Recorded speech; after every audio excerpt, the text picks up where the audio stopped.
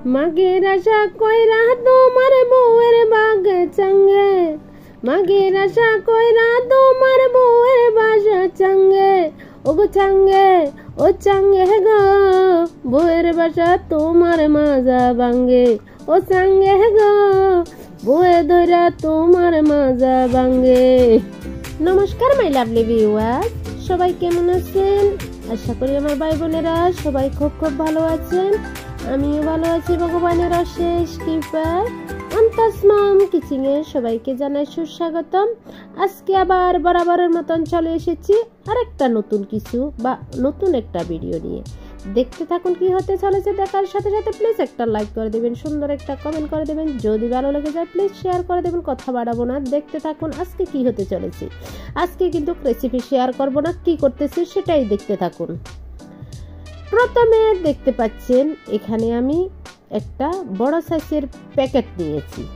এই প্যাকেটের উপরে কি লেখা আছে দেখতে পাচ্ছেন? এটা কি না দেখলে বা না বুঝতে পারলে দেখতে থাকুন কি হচ্ছে, কি বের হচ্ছে এই প্যাকেট থেকে। দেখতে পাচ্ছেন। এবার আমি একটা কেচির সাহায্যে এই প্যাকেটটা কেটে নেব। দেখতে পাচ্ছেন কেচি দিয়ে খুব ভালোভাবে আমি কাটতেছি। প্যাকেটটা একবারে একদম কেটে বের করে ফেললাম। দেখতে পাচ্ছেন এটার ভিতরে কি বড় সাইজের একটা হাঁস। দেখতে পাচ্ছেন বড় সাইজের একটা হাঁস, চীনা হাঁস। যেহেতু আমরা বিদেশে থাকি এরকম পেয়ে থাকি আমরা হাঁস।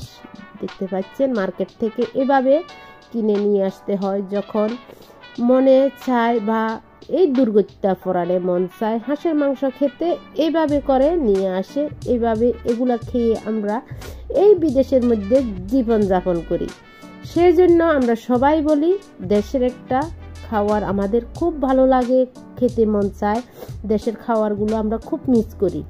দেখতে পাচ্ছেন কথা বলতে বলতে আমি হাঁসটা বের করে ফেলেছি। এবার দেখতে পাচ্ছেন অনেকটা ওজন এই হাঁসটা, খুব বড় সাইজের হাঁস। দেখতে পাচ্ছেন এবার কেটে নেব। এই হাঁসটা কেটে নেব। কিভাবে কাটবো দেখতে থাকুন। অনেকটা যুদ্ধ চলবে, যুদ্ধের মতন হবে। আমার পক্ষ থেকে যুদ্ধ হবে, কেন কি অনেক বছর যেহেতু এইসব কাজ করি না,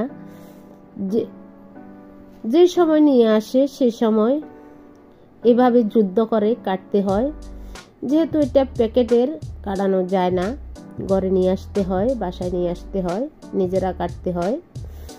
দেখতে পাচ্ছেন এবার বড় সাইজের একটা ধামা নিয়েছি বা বড় সাইজের একটা ছুরি নিয়েছি। এটা দিয়ে এবার মাঝখান দিয়ে কেটে নেব। দেখতে পাচ্ছেন দুই ভাগ করে নেব। অনেকটা যুদ্ধ চলছে কিন্তু আমার উপর দিকে অনেকটা কষ্ট হচ্ছে। দেখতে পাচ্ছেন অনেকটা যুদ্ধর পরে মাঝখান দিয়ে কেটে নিলাম।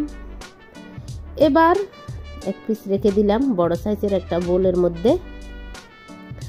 আরেকটা যুদ্ধ চলছে মাঝখান দিয়ে। এই ডানাগুলো কাটবো।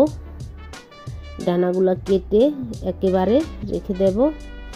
পুরো হাঁসটা একবারে খাওয়া যাবে না, কিছুটা আবার রেখে দেব, কিছুটা রান্না করব আজকে, সেটাই ব্যাপার। প্রথমে আমি কেটেই ভিডিওটা আপনাদের কাছে আপলোড করতেছি।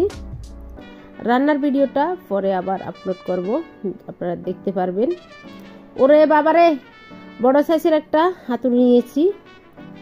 এটা দিয়ে ধম ধম ধম করে কাটতেছি। ওমা কি বলতাম, কিছু বলার ভাষা নাই। অনেকটা হাতে ব্যথা হয়ে গিয়েছে। এভাবে করে হাঁসের মাংসগুলো আমি পিস করতেছি। দেখতে পাচ্ছেন এগুলা চলবে। এভাবে করে আমরা কেটে থাকি। যেহেতু বিদেশের মধ্যে কোনো হেল্পিং কেউ থাকে না, একমাত্র নিজেকে নিজে করতে হয়। হাজবেন্ডও হেল্প করবে না, আমাকেই করতে হবে। বিষয়টা এরকম। কথা বলতে বলতে আমার হাঁসটা এভাবে করে আমি অনেক যুদ্ধের পরে কেটে নিয়েছি। এবার দেখতে থাকুন কেমন হলো আমার হাঁসের কাটিংটা, আমাকে কমেন্টে জানিয়ে দেবেন। কথা বাড়াবো না, আজকের মতন আজকের এই ভিডিও এখানে সমাপ্ত করলাম। আবার একটা নতুন ভিডিও নতুন কুচি নিয়ে চলে আসব আপনাদের মাঝে।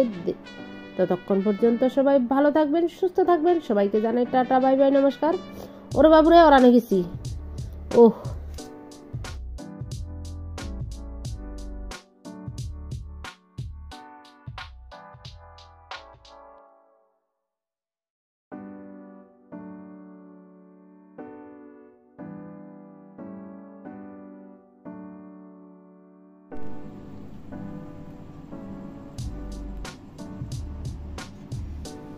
একটা তুমি দেখাও।